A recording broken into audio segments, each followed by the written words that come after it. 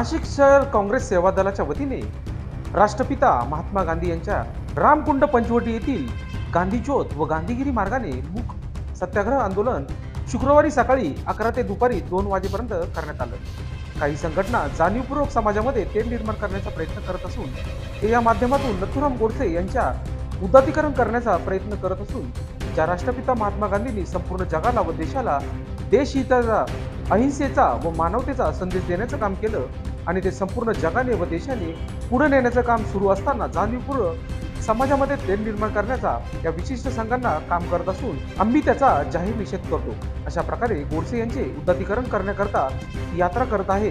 हे मानवतेला व देशहिताला घातक असून याकरता आम्ही या मूक आंदोलनातून प्रभू श्रीराम चरणी प्रार्थना करतो।